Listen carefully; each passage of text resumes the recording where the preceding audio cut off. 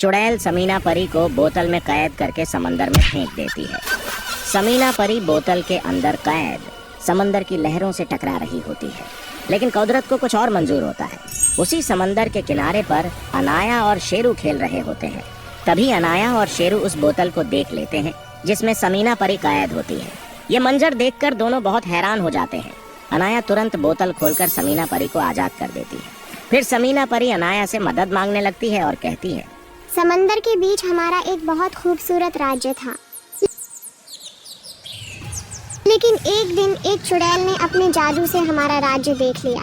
उसे लगा कि अगर वो हमारे राज्य से कुछ पा ले तो और ज्यादा शक्तिशाली हो जाएगी।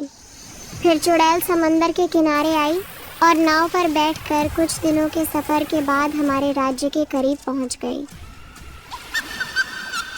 थोड़ी ही देर में वो हमारे राज्य में दाखिल हो गई। मैं और सुमायरा परी ने उस चुड़ैल को देख लिया और उसे रोकने की पूरी कोशिश की, लेकिन हम रोक नहीं पाए। फिर उसने सुमायरा परी को घायल कर दिया और मुझे अपने जादू से बोतल में बंद करके समंदर में फेंक दिया।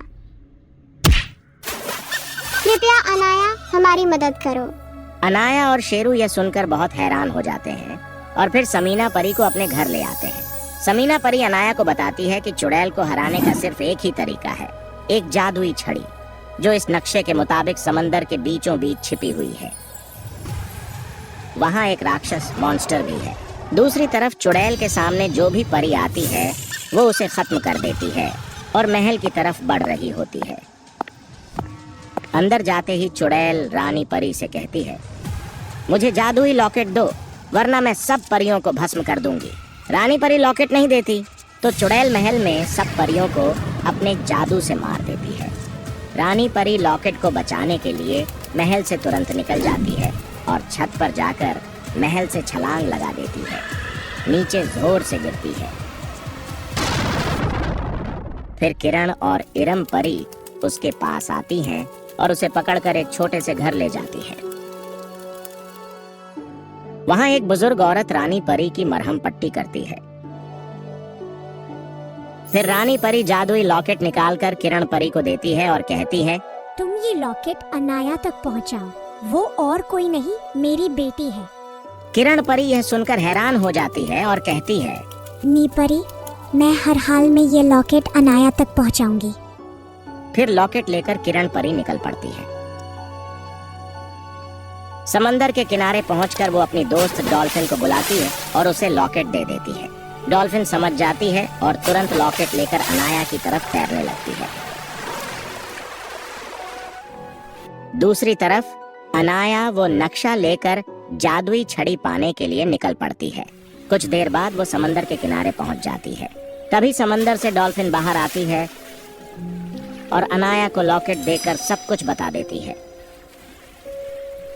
अनाया उस लॉकेट से समंदर में जाने का रास्ता बनाती है।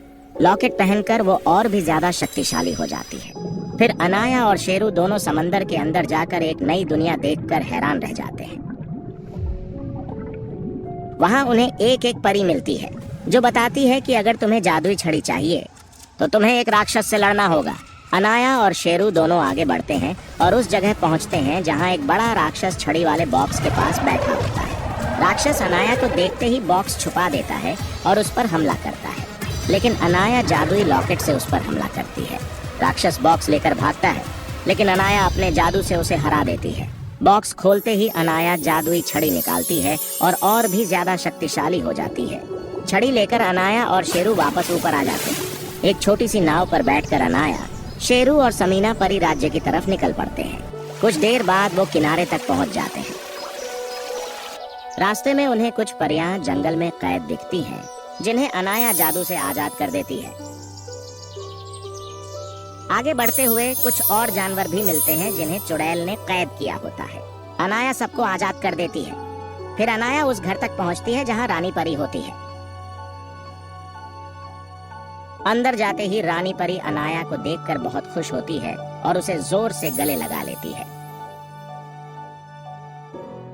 दूसरी तरफ चुड़ैल काले जादू से परियां बनाती है और उन्हें लॉकेट ढूंढने भेज देती है। वो परियां लोगों के घर जला रही होती हैं, सब कुछ तबाह कर रही होती है। फिर अनाया आती है और अपनी जादुई छड़ी से सब परियों को खत्म कर देती है। फिर जादू से सब घर पहले जैसे कर देती है।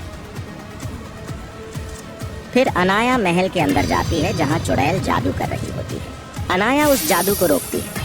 फिर अनाया और सब परियां मिलकर एक साथ चुड़ैल पर जादू करती है। चुड़ैल कमजोर होकर नीचे गिर जाती है। अनाया चुड़ैल की छड़ी लेकर और भी ज्यादा शक्तिशाली हो जाती है। फिर अनाया चुड़ैल को बोतल में बंद करके समंदर की गहराइयों में फेंक देती है।